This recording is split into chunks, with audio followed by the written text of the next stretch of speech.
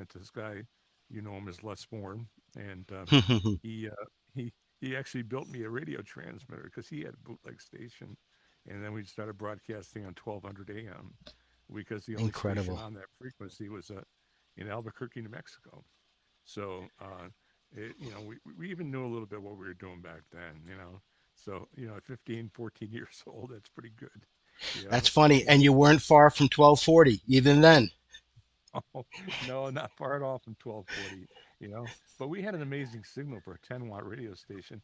You could get us all up and down the Brown Turnpike. We actually listened to ourselves in downtown Hartford, you know. So, you know, it wasn't a Wow. strong signal, but you know, the fact that we were getting out that far was pretty incredible. And didn't you get some pickup, like some word of mouth pickup about We the actually station? we were in the front page of the newspaper, the New Britain Herald, and then the Hartford Courant also picked up the story. And we thought Oh we were my going to get goodness. shut down for sure because Yeah. we thought the FCC was going to come knocking on our door. But they pretty much left us alone for whatever reason until it continued to grow, and then it hit a point where they had no choice. But it was an amazing start for me because it's like it was what I needed to get into the business because I had no training, no experience, you know. So it gave me a, an opening to places like my first job in Florida was in Homestead, Florida, in a little country station, and then you know I had some real experience at that point, you know, and then I went to Great Falls, Montana, worked at a top 40 station, and you know that was more, you know, great experience, and then I went to Minnesota, pretty powerful station, WEVC 560, and they were at night they would beam out to the ships because they beamed out to Lake Superior.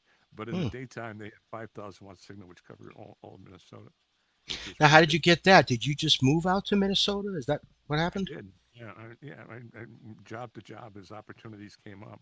Then I got ill and I came back to Connecticut, where I'm originally from. And when I was done with surgery I had to have, um, I got an interview with Bill Coleman at WWCO, and he hired me to do part time, and what a privilege that was. You know, when I Hmm. walked in the place, it's like I felt at home. I felt right at home.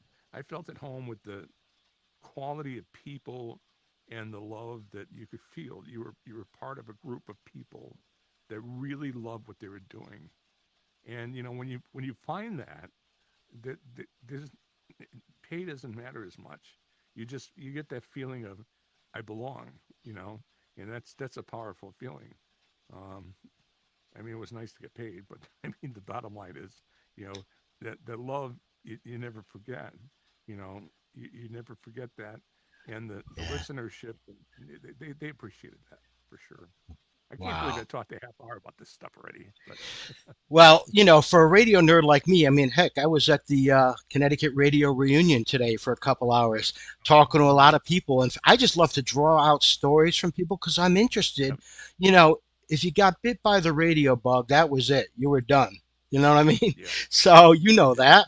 So, I mean, you traveled around the country. It's like the theme from WKRP or the Harry Chapin song Absolutely. WOLD, right? Especially KRP. That was my favorite show of the day.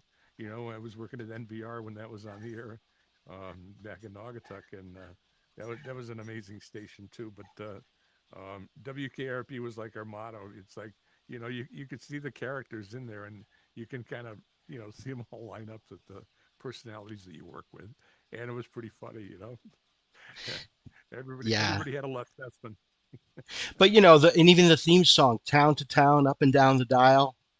Yep. I mean, that is the radio life. You're a vagabond. If you're going to move up, you got to move around, right? You got to move around, yeah, and always moving upward, you know, and towards the bigger paycheck, and you know, and so forth. But it was really sad when it all died, and that's something else I think at some point we need to talk about because, you know, this time I'm talking about 1978, 76, and those final years was when FM was starting to take over, and AM was definitely going by the wayside, you know. So you could see the writing on the wall, but the truth be told, it's like um, Nobody really wanted it to happen, but everybody saw it was happening. And it's like that's when WPOP, who was a really a trendsetter in that, shutting off the doors, and it really never recovered. AM never really recovered from that, you know. Yeah. So Well, we're speaking with Chuck Wagner, who was at Super Music CO, WWCO Waterbury from 1976 through 1978. He's mentioned some of the other stations he's worked at, and we'll get to some of those. I do want to talk more about CO, but if you want to join us live and speak with Chuck, you can do that by dialing in at 515-606-1240. Chuck, we spared no expense to get that phone number for you. So we want to make sure our listeners are taking advantage of it, our viewers actually, in this live streaming age. 515-606-1240 if you want to okay, share a you know memory what? with Chuck. You're gonna have to play cut 11 then, please. You know, Uh-oh. All right, well, let me go get cut 11. Let's see. 8, 9. Let's see. I want to make sure I'm looking at the right cuts. so There's if you listen to 5. WWCO, see if you remember this. Mm-hmm. Okay, here it is. Let's see, 9, 10. Here's 11. Just scrolling through here. Here it is. Okay, how about A little how late about on the trigger. is that 11? I think I had we have a That was winner. 11. You want to hear maybe the next one? 12? 12. Let's try 12. Yeah. We have a winner. Please hang up. Well, we don't want to be playing that yet. We don't have a winner yet, but we do have a call right now. We're going to take Spencer, who is in New Haven and is calling in. Let's grab Spencer. Welcome. You're in the CO spotlight with Chuck Wagner, Spencer. You Spencer, have how are you? had radio in your heart for your whole life. You're radioactive. Why Oh don't yeah. you start another radio station? Oh, we'll talk about that too. I actually You did. you did, Yeah, right? I did start another radio station, and Yeah. we're going to talk a little more about that. But we could talk about it now. I guess that's a good time to do it. This is Well, Spencer. You said? this it says Spencer Worcester. It looks like. I'm not sure. It's our automated screening. We're using Okay, technology to do gotcha. the screening. But in the cuts of radio now, we can't pay for a phone screener. We have to use AI. But um, we'll That's right. talk about that. Thank you for calling, and we will get to that in just a bit. But Chuck, talk to me about CO because I talked at the top of the show about what an impact it had on me personally, but more broadly on the greater Waterbury area. That station got monster ratings, but much more important than that, it had a monster impact. Yeah, it did. It did. It was loved by the audience, and the people who worked there loved the audience too. And I don't think we forgot about them when we came to work every day. Whether we're feeling good or not, we try to give a good show, the best we could. And it's not always easy to do, to be up and bright when you're not. And it was a great time to be in radio for sure. And I really feel privileged to work with some of the people I work with. Um, One of the things I wanted to talk about real quick, if I could change the subject just a little bit, Mm-hmm. the Charlie Wagner thing, where Yeah, that came up. yeah. So I had been Chuck Wagner there, and I had been for a long time. But people like Steve Skip started calling me Charlie Wagner, and it Oh, kind wow. of became contagious. Next thing you know, the Hatter was calling me Charlie Wagner, and other people would call me Charlie Wagner. So I said, let me try using it, and let's see what happens. And as soon as I did, Danny came in and clobbered me. He says, "You can't change your name." He says, "We already Oh, have Chuck Wagner." It's like, that's it's like, funny. it's like, okay, I think I made a little mistake here, but I don't know. It was just one of those things where it just my friends calling me that, so I didn't think it was a big deal, but Yeah. it turned out that it wasn't really one of my wisest decisions, but that's the way it goes, you Well, know. Uh, you could blame Steve Skip when in doubt, I right? can blame Steve Skip and the Mad Hatter, And the Mad because Hatter. they brought it on. And Danny, he was my he was my conscience. Yeah, Danny He's having a bad Lyons, career. right? Danny Lyons, Oh, who all these years later still in radio at Weeby 108. amazing. But was he the program director at that point at CO He or? was the program director. Okay, He was program director. I was his music director at the time, and it was a great experience. He asked me to do the music role, and that was great to learn how to do that. To learn how to listen for the hits, and when the people from the record industry would come in with their songs for the week. Um, and it was also great to be able to organize, and we had a huge library of music, but obviously we couldn't play it all. So one of the best things I think I did there was like it came up with a category called seasonal favorites, and those were songs that you don't hear all the time, but when we would put them in a seasonal category favorite category, and like if it was a summertime song, then it would be in the summertime category, and it would get a little bit of airplay. So you wouldn't hear it all the time, but maybe once a year for a couple months, you'd have that song come up, and it was like, okay, pretty cool, you know, and that worked out pretty well, because yeah, one of the things I'm finding is that people really miss those old songs you don't hear all the time. You right. know, like The Oh Wow songs. you got number 18. You got number 18 there. Yes, let me grab 18 right So now. let me set this up here. Go ahead.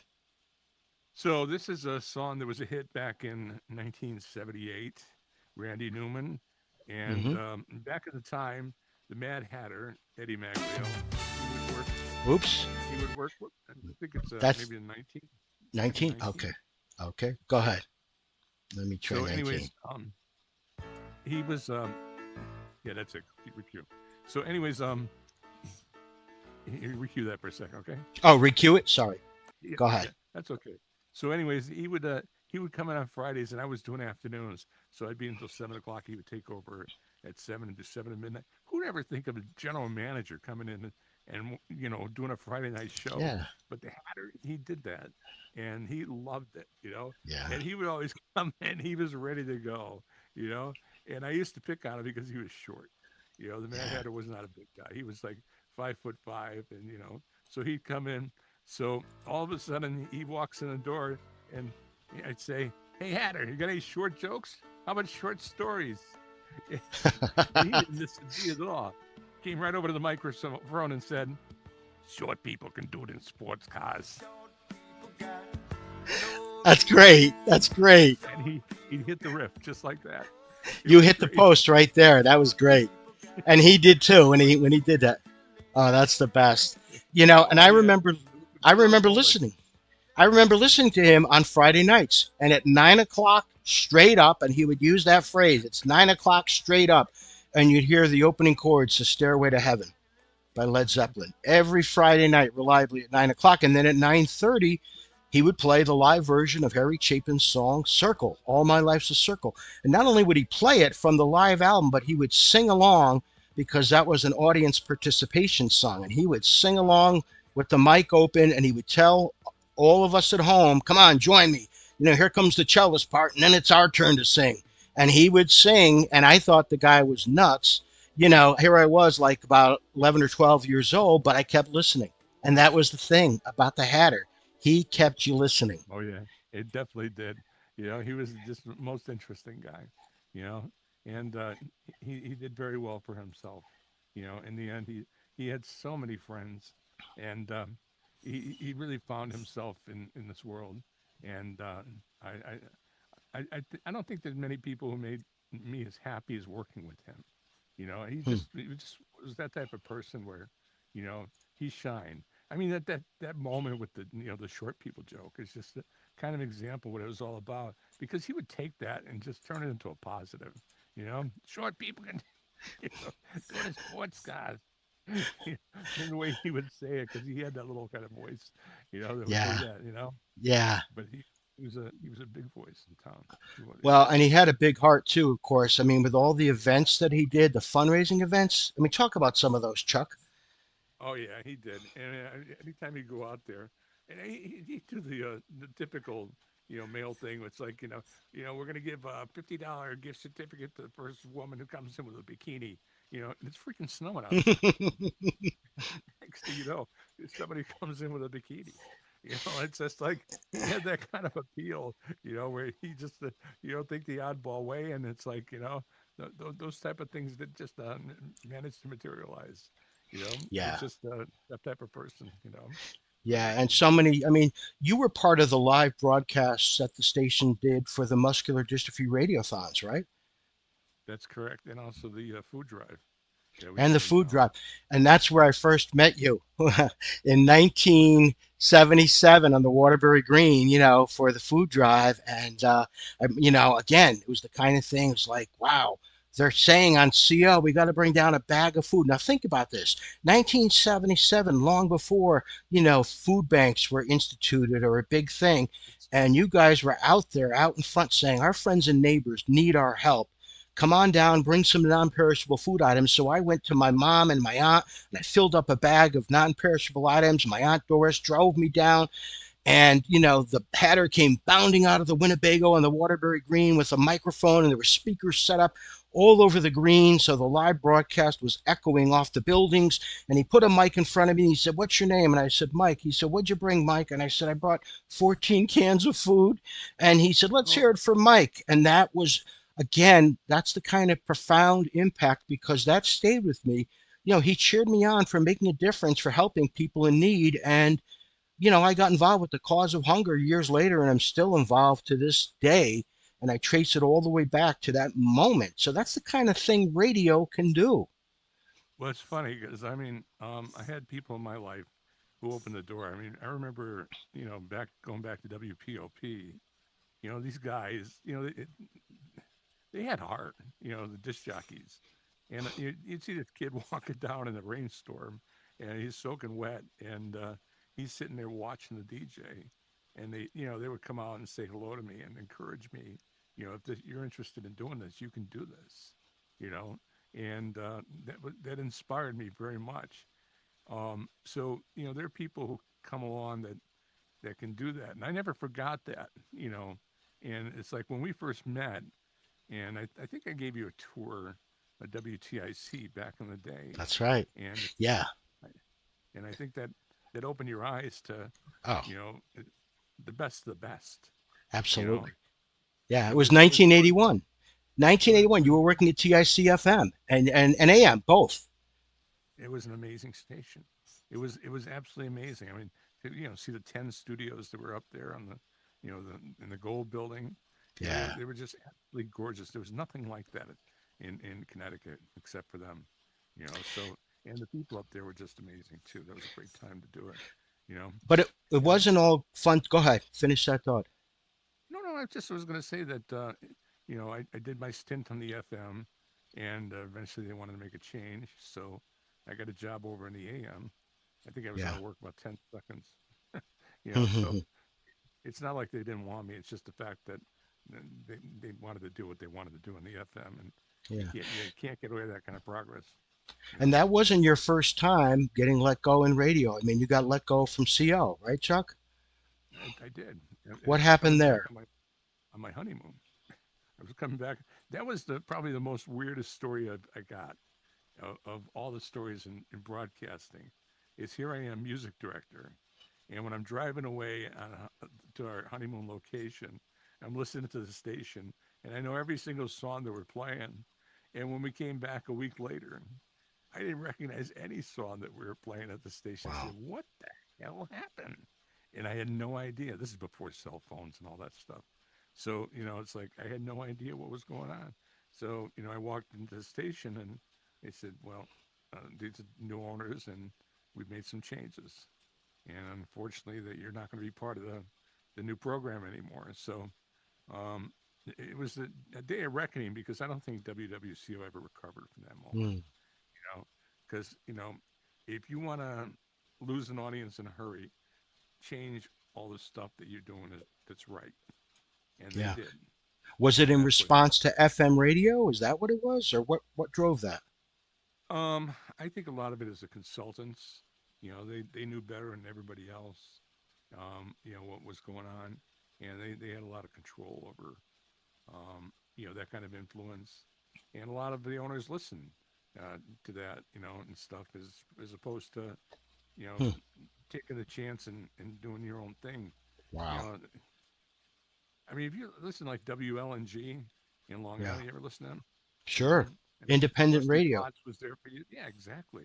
But I Yeah. mean, they've made a niche for themselves. Absolutely. You know, through the years by not following the trends, but by following what the local people wanted. And a lot of radio is driven by trends. And trends are, you know, paid, paid consultants are definitely a big part of that. That's driving the trends. We got a call we're going to grab in just a second, but when you got let go, I'm curious what happened. I mean, you were newly married. Now all of a All sudden you're right. without a job. What happened? I got a job at 13 Waves. I was working there part time, and I got a Pete Salant was the program director, and Sure. he says we need some help for the summer anyway. So Hmm. I came down and I did some summer work, and that kind of got me through the whole mess. And then that was great. It was great filling. And then after that, when that came to an end, things opened up at 14 NVR. And Joe McCoy was the program director at the time. What a great guy. I mean, a Hmm. former CO alumni, and at the time in 1978, Joe was working after Imus in the morning. It's NBC in New York, 66 NBC. And he was just a great guy. He was unbelievable. He was unbelievable. He put my faith back in radio. He put Hmm. my faith back in life because he had a bigger understanding of things. And he knew I wanted to do it. He knew I was good at doing it. And he gave me the chance to one more time do it. And it took me a while to get over the hurdles because that hurt. That hurt to lose two jobs in very short order. But Sure. the, the bottom line is the doors close, and sometimes they close that way in that business. Hmm. There's not a lot of pretty stories, and when it comes to an end, in broadcasting, a lot of times, you know. But you told me something else about Joe McCoy off the air about right after he offered you that gig when you really needed it. What happened? Oh, yeah. It's like, well, I was having a little bitter moment there, because I walked into the station, and well, first of all, I found out my best friend in Texas had just had an exploding appendix, and his appendix exploded. They didn't know if he was going to live, and I decided that I needed to go to Texas to see him, you know. And here I am. I'm starting my first week at work with Joe, and I walked in and I said to Joe, I said, Joe, I said, you can fire me if you want, but I'm going. My friend is in big trouble, and I got to be there for him. And you know, a lot of guys would have fired for the moment. It's like here's the new guy and stuff. But he kept my job until I came back. I was down for 2 weeks to see him, and I came back, and that reinvigorated me all over. Because once again, it was something bigger than radio and Joe that he could bring out in you, and he definitely did that, and he had that quality, to bring out the best.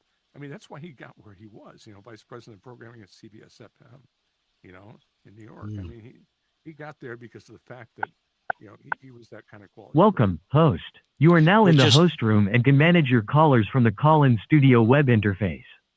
sorry about that. We just reconnected. Let's go and grab a call right now. Uh, we have, I think, a CO alumnus on the line, Chuck Martin from the early days. Chuck, welcome to the CO Spotlight.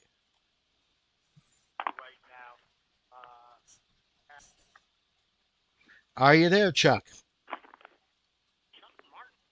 Yeah, turn down your radio, as they say in the business. Are you there? Can you hear me? We can hear you.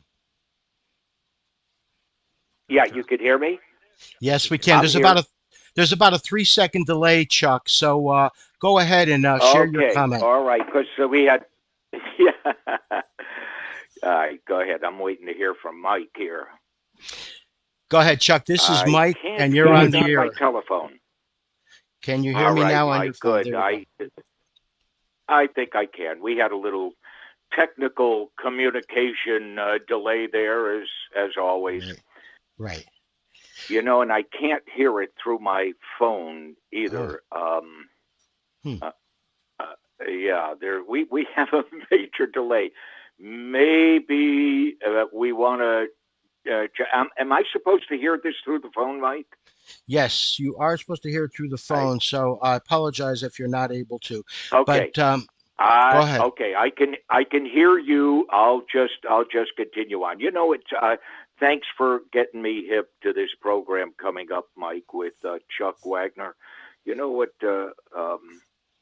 And I see you talking. We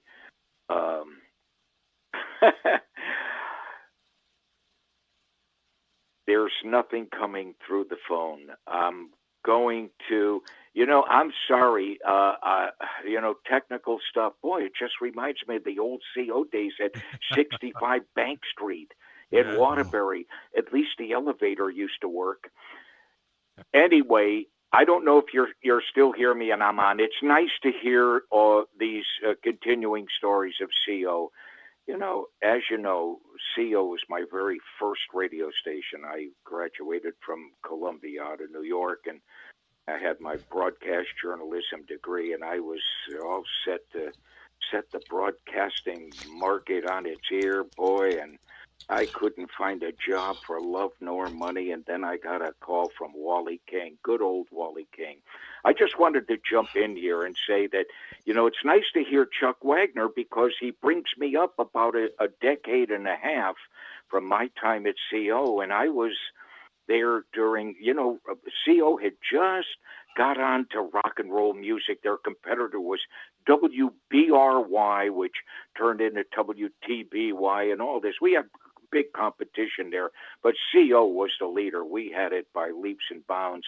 I was there in the early days when Tom Coffey was in the morning, Jay Crawford was midday. Jay Stevens had just left the station. He went to D.C., and boy, were we in awe of Jay Stevens. He went to this big major market. He was replaced by Joe Hager. Then there was, he came out to L.A. here, and he was on ABC KLOS out here, AOR station at the time. He was known as Damien, but he was Buddy Bragdon, the Buddy Bragdon show at night there, and then I came on, and I was even doing some FM with Conrad, doing country for an hour, and I had to run the Dolly Holiday tapes. That's how I broke into business. But I want to tell you something. I don't want to take up your time. It's Chuck Wagner's show. Good to hear all that stuff. I even had a makeshift radio, but I didn't have all that great technology that you had, putting modules up in the tree so the neighbors could hear. It's good to hear that stuff. But of all the stations that I worked around the country, and CO has got a soft spot in my heart, always did, because it was my first radio station, and I'll never forget it. Traveling, and I'm a Meriden boy. I traveled from Meriden up to Waterbury, coming up that mountain every single day to go on the air. And it sure was a pleasure and everything. But I worked with some of those older guys. And when you talk about Super CO radio, there was that time there with us guys in the beginning. We put the cement and the glue into that station to become what it was. So long live CO. I can't hear what's going on. I can see your faces, but it's sure nice to reminisce with all the guys at CO. And Mike, thanks for keeping me hip to what's coming up on your show. I really appreciate that. I'm going to let you get back to your show. Thank you so much, Chuck. Thank you for calling. And I think what happened was this is our first show, so I do want to apologize to the audience for the technical glitches. We're learning as we go. We're using technology. We're using an app called Call In Studio that connects our phone calls. And I think with our first caller, instead of me dropping the call, I dropped my host connection to the app. And that's why Chuck couldn't hear us when he called in. But, we'll learn and we'll get better as we go. Right, Chuck? That's how it works. That's the work. It works that way. Yeah. So we're So, ready to talk. What are yeah, we go ready to ahead. talk about? Go ahead. You want to talk Ready about to the talk about my station new you're doing? ventures? Positively. Yeah, I think I would. I would like to talk about that. One of the great things about this day and age is, even though I wasn't in professional radio for the past 10 years, I was working at a station called Trick FM out of Indianapolis, Mm, and I learned a whole new technology and basically voice tracking from remote distances. And that turned out to be pretty cool because even though the station was located in Indianapolis, we had people from all over the country who did shows. And what they would do is they could call in and record their show, the night of or whatever, the day before. Um, and in some cases, do it live, if you wanted to. But most of us preferred to do it. And one of the great things about it was that we could do generic voiceovers, so if we didn't show up to work, the show still went on, mm-hmm. because we had the generic voiceovers to just play, Yeah. so it sounded like you were there even though you weren't, Right. so that was pretty cool. And when I started learning about this, I said, "Wow, this is pretty cool," but it looks like a lot of work to set this all up. And so I said, "No, I don't think I'm going to do it." And then all of a sudden, Trick closed down, and Mm, um, and so now I was out of work again for and I said, maybe it's time. So I started looking into it, and Todd Edwards, who owned Trick, he had a non-compete clause, so he had to shut it down because he got hired in broadcasting at another station. And so he said, "Well, I got all this old radio equipment. Do you want it?" And I said, "Sure, I'll take it." So that was half the battle right there because he provided all the software and all the means to put it together. And now I updated it and so forth with the company, and I said, "You know what? We're gonna make a world class radio station." And I think that's what we did. And um, the call letters are WUSA-DB. And DB stands for digital broadcasting, just like AM and FM. Well, anyways, supermusicusa.com is who we are. And if you remember Super Music CO, well, yeah, it did come from that, the first part of it. But we have a USA at the end because it's branded to be a little more national, even though we are local. We're in Wallingford. But it's really a pretty good station. It's all 60s, 70s, 80s, and more, and the more consists of basically 50s, 90s, 2000 to 2010, and so forth. that's They great. mixed in a little bit, so it really seems to kind of work. And we're going to play something that we never played before. So if you could cue up cut number 17. All right. Let me grab 17 and I've got it. Shall I go ahead and play it? Let's go ahead and play it, and I'll talk over it a little bit. This is our brand new jingle set for our call letters, WUSA-DB, Super Music USA, Wallingford. Here it up. Super Music USA. Love it. Never heard before. And Wow. the next one, number 18, is the other part of it. This also has the ramp up to it, so we'll Okay. play that one here. All right. Here comes 18. Sounds just like 17.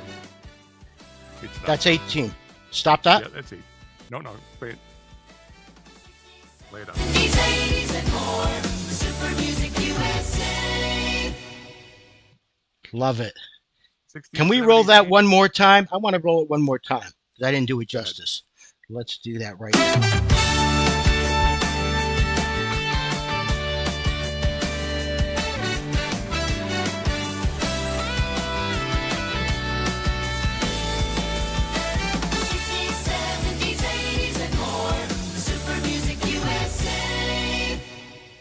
That's Hey, that's awesome. fantastic. That's the thing we're going here. That's good. You know, That's I have to think of, absolutely. that's TM2 Studios, which are probably the biggest jingle company in America, Oh yeah. and and I was fortunate enough to get a pretty good package for that, and worked with Wow. Chris Stevenson, and he is one of the owners, and he works out of England, and he guided me through every step. And it's like I knew nothing about making jingles from scratch, and how this process worked, and he guided me through all the way, and I was really pleased to come up with that. So we'll be debuting that next month when we start to do some live shows. Right now, we're totally automated, Hmm. but you can actually tune into the site supermusicusa.com Okay. or WUSA-DB.com or WUSADB.net. We're going to add that to the list there, but they're all Okay. connected to the same thing. So you can see the And addresses down at the bottom of the logo there, the bottom is and tune in, and we're going to hear your voice again on the radio, which is to awesome. hear my voice again, and some other voices too, some other great voices, because we wanted it to sound big league and pro, and we got some other people in there that definitely add a layer of clout to it that you only get when you do this kind of thing. And I'm really pleased with the progress that we've made, and Yeah. how good the station sounds. I spent 18 months working on the music library. I didn't realize how bad the music library I had was until I actually went through it, and I said, "Oh my God, I got to replace a lot of this stuff." Wow. So I did. And it's really turned out to be pretty awesome because the end result is a beautiful sound. Yeah, I've given it a listen already, and I love it. And I think, the more you're able to, bring your personality to it, it's going to continue to grow, which is Yeah, fantastic. absolutely. Absolutely. I think so too. And Chuck, before we wrap up, I know you spent a good part of your career in TV. After, working in radio for a number of years, you made the shift. And When was that? well, I retired from WTNH TV and I worked there for 27 years. I retired in December. Um, Okay. I actually technically retired 3 years before that, but my boss, David Honeywell, said, "You know what? We really can't find any engineers out there. Would you mind staying on part time?" So I did. I ended up working a little part time stuff. And that actually worked very well because that was during the pandemic. And money was a little tight. The stock market had dropped, and I was really scared about money because of, it's like this is retirement. This is forever Yeah. money. So um, fortunately, Channel Eight made it worth my while to do so, and it was a great place to work. Amazing people. I mean, the talent. Ann Nyberg and Gil and I mean, just the name. I don't want to leave anybody out because there's so many of them, but it would take an hour to go Now through you all the did people. master control and engineering there, and you I helped started at Master Control. and you helped to get the station to transition to high definition. Absolutely, I was there during that period. I was a pretty key member of the team to put together the Avid part of the project, which was all the ingest stuff, which basically was changing over the cameras from analog to HD, and then changing over from a 4:3 frame rate to frame size to 16:9, for the wide frame. Hmm. So there was a lot of steps along the way to do it. It wasn't just instant. Plus the fact that since all this stuff was so new, nobody really knew anything about it. Right. So it's like, and it's kind of funny how I fell into that job because I literally fell into that job because somebody fell off a ladder and broke his leg. My Wow. coworker Ray Waldron, he broke his leg on a ladder, getting down a Wow. ladder, and it's like the day before we were going to do the installation, and so he was going to be out for a few weeks, and it's like, oh my God, how am I going to do this? But I turned out to be a pretty technical person. It's like I learned how to fix cameras. I learned how to, install computer equipment. I was really pretty good at that because my background was computer. I went to school for computers, back in the early '80s. And it just turned out to be a wonderful place for them to utilize my talents and to get the best from me. And I was really proud to work there. Mm. It was a great And I know place. before that you had worked at WTXX, which was WATR TV. So, Correct. you spent a lot of time in TV, more time in TV than radio. Is that right? That's true. That's true. However, I did work in radio while I was in TV. I worked some Okay. part-time gigs there. Where So, was I that? worked at WATR radio, Okay. WWYZ, back in Okay. the day. But Right. then I got to a point where it's just like, I had kids at the time. Right. It was you couldn't really do it all. Hmm. So I had to focus. Let's grab one more call. We have Sure. Mike from Palm Beach, Florida. You're in the CO spotlight with Chuck. Hi. Hi, Mike. Hi, Mike. You're on the Okay. air. Now, hi. Well, I'm not sure where I am here. Okay. Hi, Mike. Hi, Mike. Mike, and you and I worked together at WHYN back in the 80s, Yes, we did. and I am hearing quite a bit of an echo here. Yeah, turn the radio down. And back in 1977, I was in high school, and Chuck invited me to come up to the radio station to meet Danny Lyons, who was the program director at the time. Nothing came of it because I was still in high school. I didn't even have a driver's license. But I so appreciated what you did. And years later, I became program director of WWCO. My life went in a different direction. I just retired from teaching, but you were very kind, and I very much appreciate it. I'm sure you don't remember me, but I remember you very well. I sort of remember the incident, but you know what? There's been a lot of incidents like that through the years, and I'm so glad it had a positive impact on your life because it did on mine. And it's like, good works pass it on. And I'm glad it did. Absolutely. So I'm really glad for you. I'm proud of you. You know, it's like you did your time and you knew when it was time to move on. And sometimes you have to do that. You know. Yeah, and I remember. Well, I can tell you. Yep. Go ahead, Mike. Go ahead, Mike. I just want to tell you, I've been listening to Super Music USA the last few days, and I'm really impressed. It's not the same 300 songs you hear over and over and over again. You've really got some variety there, and it's just some songs I haven't heard in years. And every once in a while, I have to stop and say, "Now, what the hell is that song?" Oh, that's right. So that's what you want from a station like that. That's the idea. It And just sounds great. Thank you so very much. I'm so happy to hear that. The whole thing about the Forgotten 45 favorite, it's a little tongue-in-cheek category because basically, and I've been testing it for a couple of years at, we do this 50th anniversary for Carroll's High School, and every year thereafter we play the music for them and so forth.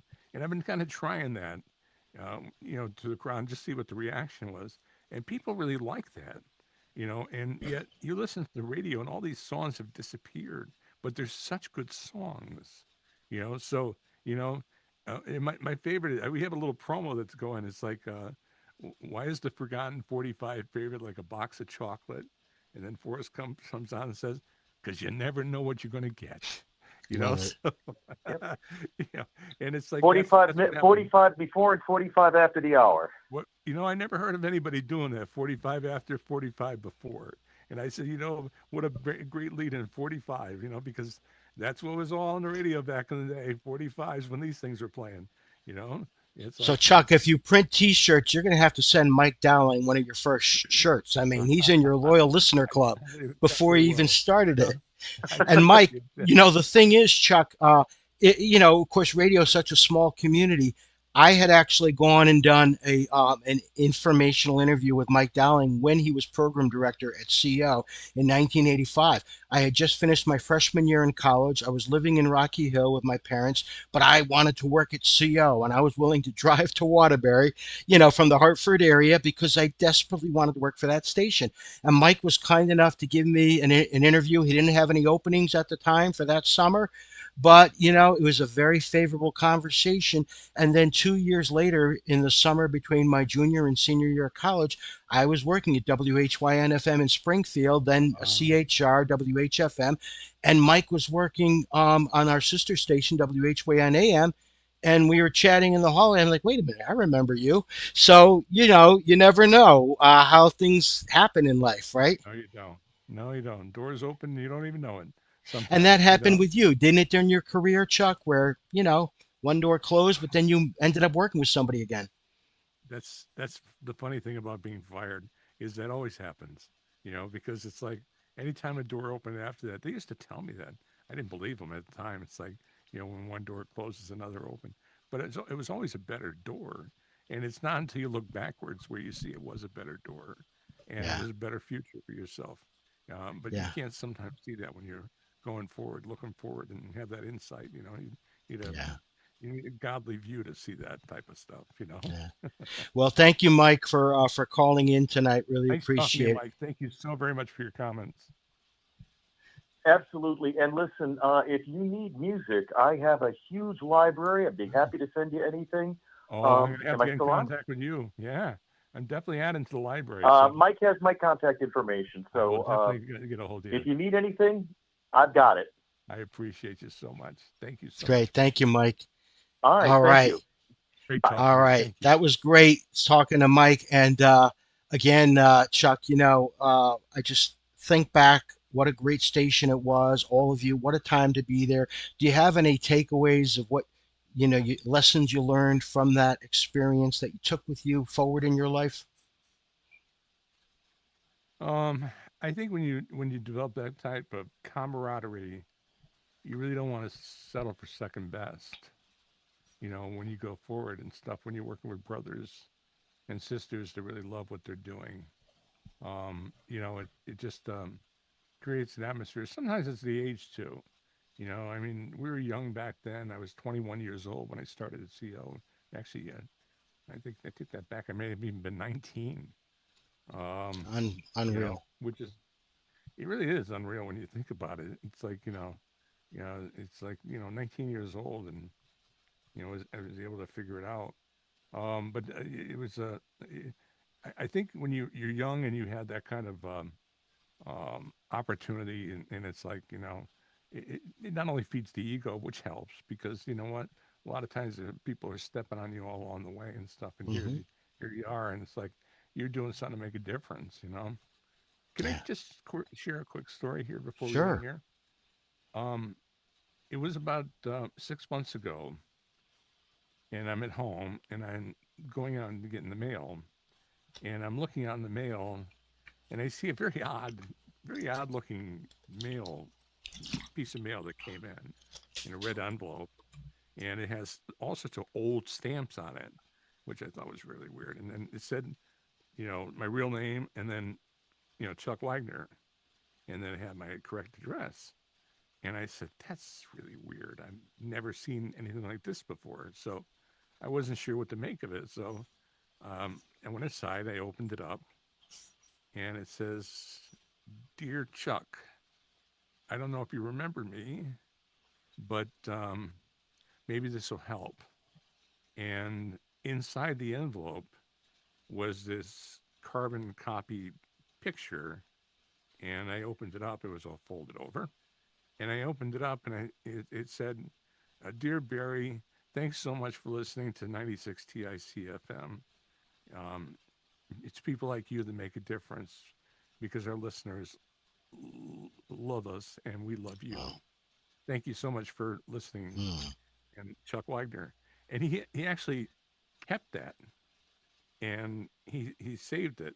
He was going to his name was Barry Friedman, and he was going to college up in Hartford at the time, and he used to listen all the time to me when I was on TICFM. And when I was there, and he always enjoyed my show, and I appreciated that. But who the hell would ever think that 40 some Wow. years later you get something in the mail from someone Wow. says, you know what, you really made a difference in my life, and I really never thought that would happen, but it really did Mm. my ego a lot of good. It did my heart a lot of good. That it's like, maybe those are the times that I was sitting in a studio, maybe made more difference than I thought. But because sometimes, you're in alone in a room, and it's like you don't necessarily think like that, you know. Yeah. So, go ahead. Well, finish that thought. So,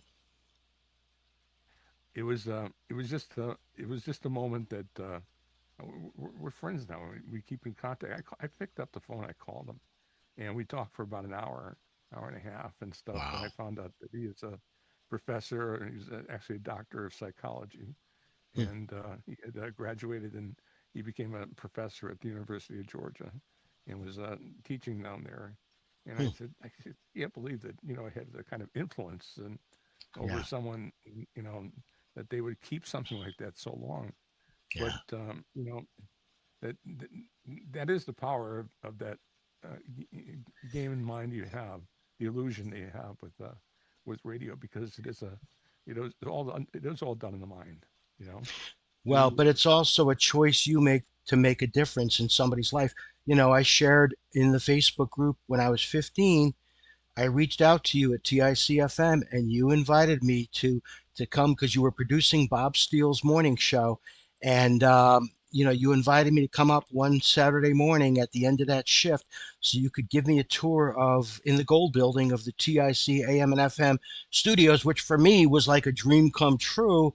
And I remember it was the day Gary Craig had just started at the station. He was literally getting used to the board in the production studio that Saturday morning. I think he was going to be starting Right. on the air the following Monday.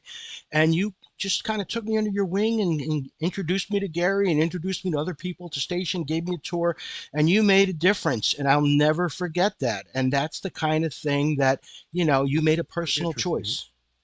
There was a guy by the name of Simpson who used to do mornings at Yeah. TICFM back in the early '80s, Yeah. and Simpson he in the had left. morning. That's right. And he had left, and they had yet to hire Gary Craig. So guess who was doing mornings in the meanwhile? I think I did it for about 3 months. Oh, That was wow. me. So I Wow. was the last guy to do mornings on Oh, TIC before wow. Gary Craig. And Gary Wow. Craig's uh, shift went on for 30 something years, I think, Yeah. or almost 40. I mean, crazy long time. Who would ever Yeah. think? I Incredible. feel very fortunate to have had the opportunity. Great story. Uh, my very first day of working at TIC in the morning, Charlie Bagley was the weather guy, and he was in Hmm. charge of all the people at the National Weather Service over there, Travelers Weather, Fairweather and Charlie. Fairweather Charlie, and he was pretty cool. And he called me up. He says, "Chuck," he says, "I really want to get to know you. We're going to have to get to know each other because we're working together now, So I'd like to take you out to breakfast." And he says, "Only problem is I got to find somebody to pay for it. So let me make a phone call. I'll call you right back." So he did. What he did was he called my boss, Oh, who was Arnold Chase, and oh, Arnold Chase was now going to take us both up to breakfast, and we both had the breakfast that morning. So here I am having, breakfast with the program director and the biggest weather guy since I don't know wow. who, but Yeah. it was just an amazing moment Wow. in time, and it's like, how did I get this? And it's pretty remarkable, that And yeah, that could happen. Being Bob Steele's producer, what was that like for you? oh, it was awesome. It was it was a dream come true. It was not only a dream come true for me, it was a dream come true for my parents because they didn't like the fact that I was in radio. They didn't understand anything about radio, and they didn't understand anything about how it went, and there was really no way to break through it, and they just saw nothing but negative. Yeah, to the point where my father had made a $5 bet with me, say that I would be out of radio in 5 years and, long be forgotten, Wow. out with some girls or, from college or whatever. This is when I was 17 years old. Well, Hmm. that bet, of course, that we Mhm. signed went into a drawer and went away for about 45 years. And all of a sudden, he's cleaning out his drawer one day. He finds it. He looks at it. He says to my mother, he says, "Pay the kid." All those years later, wow. What a story. Even better. My mother hated Chuck Wagner because she said, there's nothing wrong with your real name. I said, I know there's nothing wrong with it, but we don't use our real name in business. Very few people use their real name in broadcasting, and it's been like that forever. So I didn't use it. Chuck Wagner had a nice sound to it. I liked it, and it's like okay.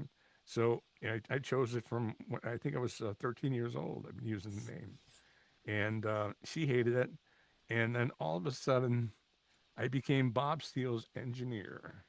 And just overnight, instantly, we went from that doesn't mean anything to me to I can't wait to go to Sage Allen and tell the girls I work with that Chuck Wagner's my son.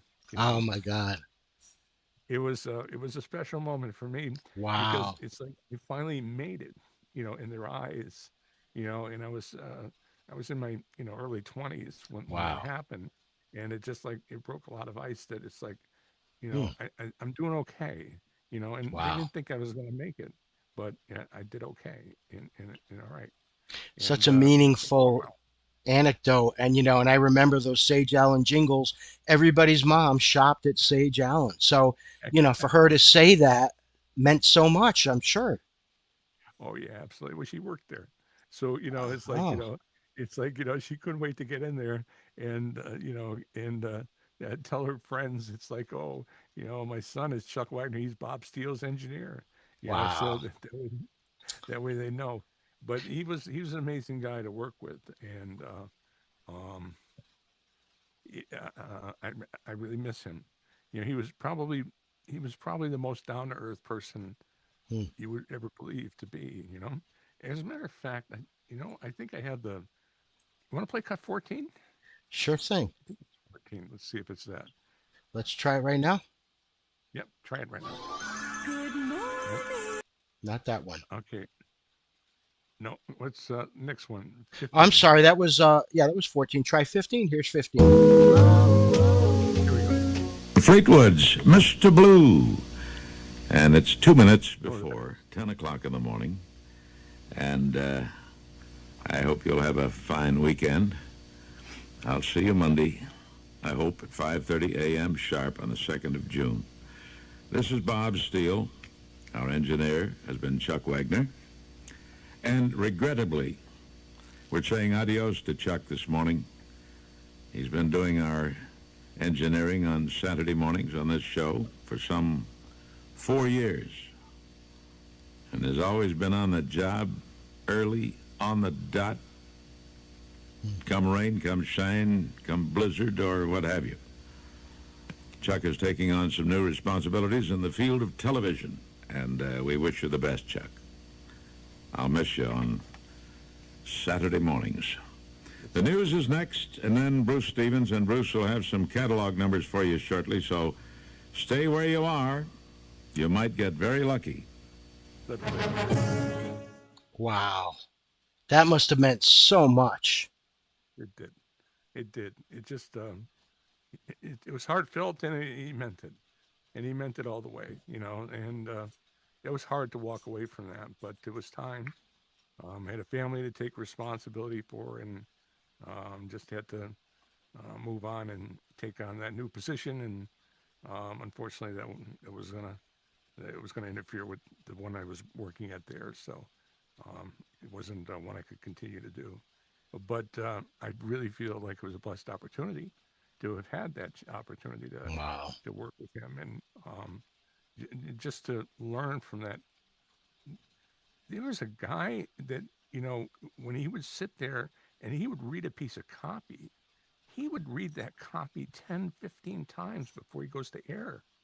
Hmm. I mean, he can almost do it by memorization. And when he would read it, he read it a bunch of different ways with inflections this way and inflections that way. He would just try everything to Wow. just really make it right. And it's like, when you Amazing. see that kind of a talent, Huh. that just doesn't forget that basic stuff. It's mind blowing. You know, And yet you shared with me how he got his start sort of coincidentally at TIC, right? that's a funny story too.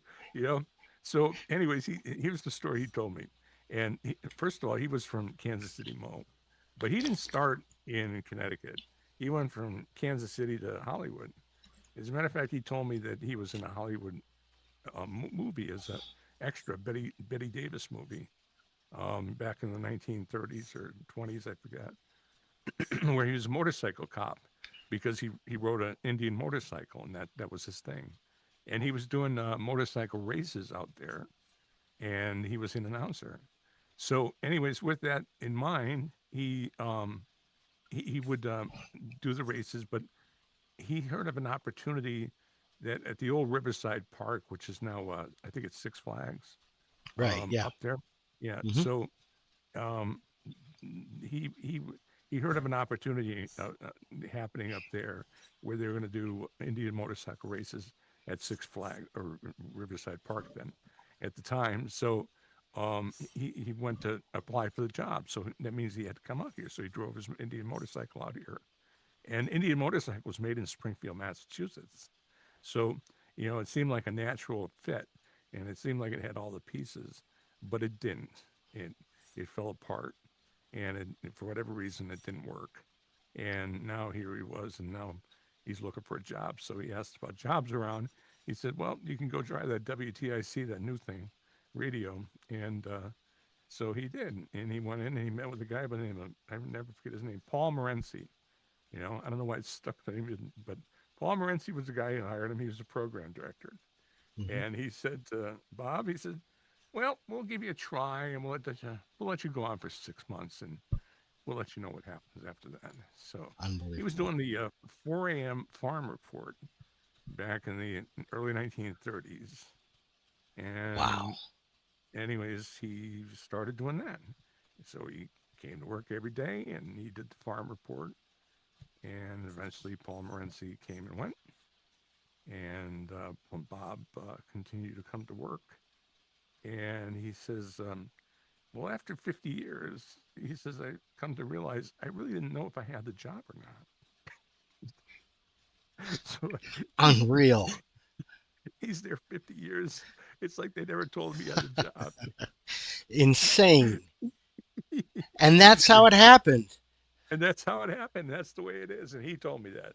So that's the truth. You need the finger up there. And he told me that. So he was pretty Incredible. interesting. Yeah. Incredible. And by the way, I can't let you go without playing a clip, a very brief clip from your time at TICFM. Um, I want to thank Steve West at airchecks.com, and also I think Paul DeMarco shared a clip. And this is you talking up the top of the hour ID at Oh wow. TICFM in 1981 when it was, I think, still hot hits or right Yeah, around that time, right? Or maybe not. Maybe it was yeah, gold based. I'm not sure. Yeah, it was 96 let's TICFM. let's That's give it awesome. a quick listen. Well, looking at 6 o'clock on this Monday, this is Chuck Wagner for the Vacationing Tom Kelly with Bob Seeger, REO Speedwagon, and more coming up. WWCO Hartford.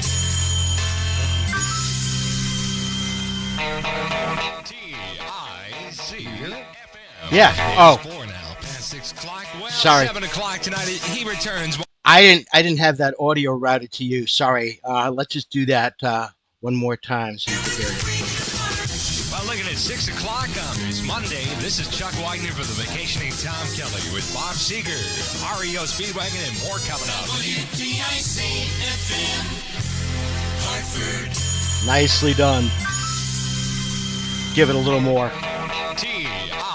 TICFM. It is 4 now, past 6 o'clock. Well, 7 o'clock tonight, he returns once again from vacation, suntanned and all ready to go. I think he's all ready to go. It looked like he was all ready to go for another 2-week vacation, I think. That'd be Mike West. You catch him at 7 tonight. All right, we better kill that before we get taken down for copyright violations. But that was so cool, and Mike West was back in those hot hits days, right? Oh yeah, he was coming up at 7 o'clock, and yeah, he was there, the nighttime guy at TICFM Yeah, for years and yeah. years.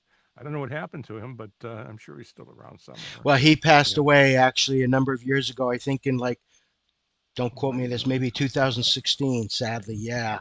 Oh, I didn't He know and that. Roger Stafford passed around that time, maybe as well, or maybe earlier. I think maybe 2010.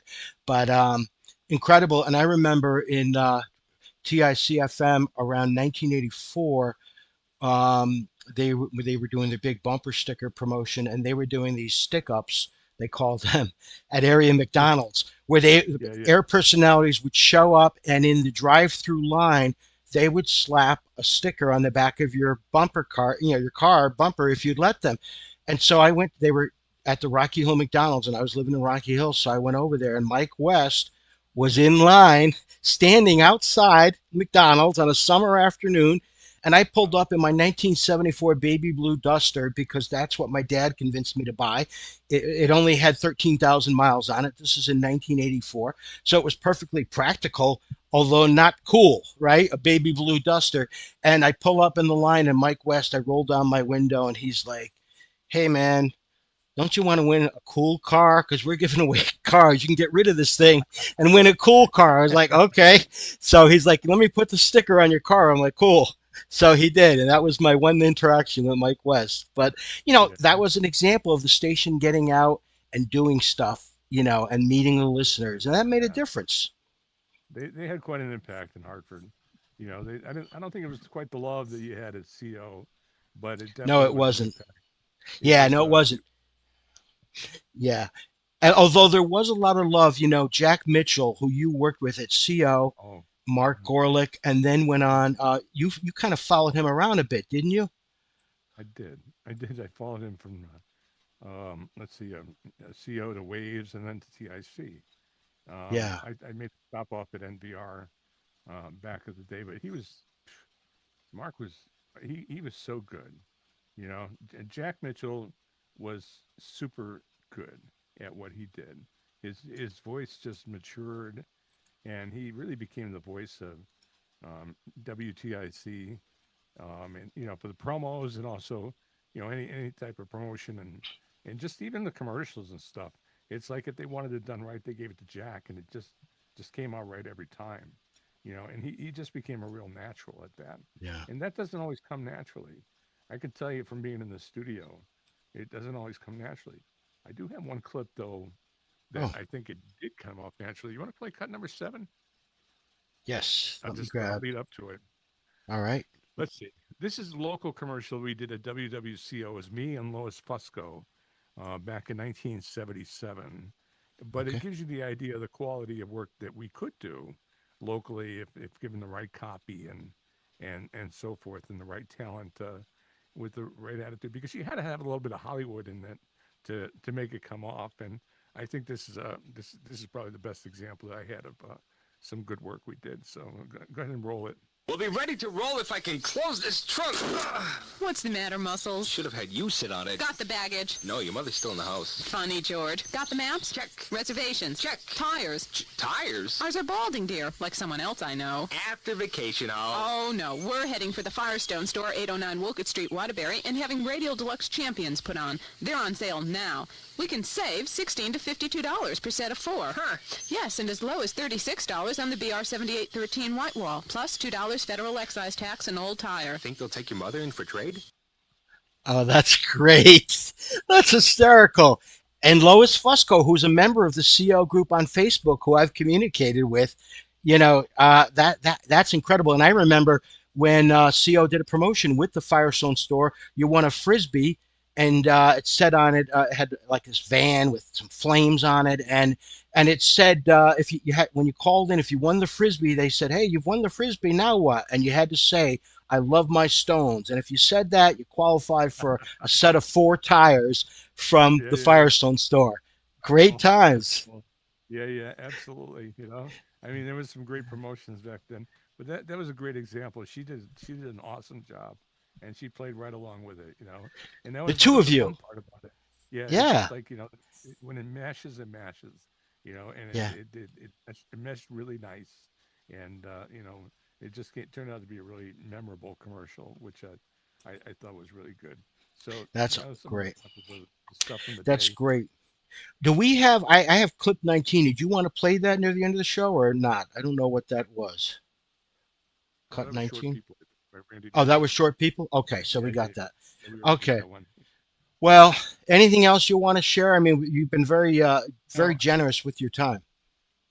I just want to thank everybody for listening, and thank you for the wonderful years that we had at the time, and the wonderful years and memories that we've had since, because it certainly is a big part of my life to have had those opportunities to work with you folks in back in the day, for my coworkers and for the listeners.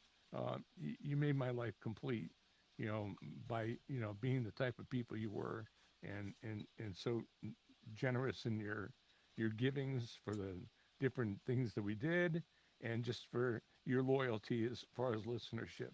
I hope we made it fun for you and memorable, but you know, I think that we made some kind of difference, and I don't think I'm going to get many letters like I got from that gentleman from Georgia, but I'm certainly I certainly know that the feelings are out there, and thank you all very very much for making it a big part of my life, because it really it made a 19-year-old become a man. It really did. Wow. So Well, so beautifully said. Thank you so much, Chuck, for joining us, for sharing so many great stories about your time at CO and beyond, before and beyond, and just sharing about what it meant for you. And I want to also thank the audience for your patience with our technical glitches, and thank you, Chuck, for your patience with that. It's our first episode. We'll continue to improve, but it's CO had plenty of technical challenges along the way, but yeah, they all do. the the spirit of the content and the character and what you all were trying to do really came through, and it still does all these years later. So thank you so much. Don't forget Super Music USA, because that's the wave of the future, and we got it for you here. So I think if you give it a shot, you'll find that you may like what you hear, and from I'm gonna have to give your friend a call in Florida there, Yeah, see about some yeah. of those records, because one of the things I found is the quality of some of the stuff I had wasn't so good. I've become more of an audiophile now, and listen with a more critical ear. Well, he's So not only whatever you my throw it out. friend, he's not only my friend, he's your CO brother. So Absolutely. the brotherhood continues, right? The brotherhood So continues. Amen. So absolutely. Mike, All thank you. right. You've been a Thank host, really. Well, Thank you thank you so much. so much, Chuck, and best of luck, good health, and we'll stay in touch and be well, my friend. I said, well, thank you all. Bye bye. Bye now. Thanks, Mike.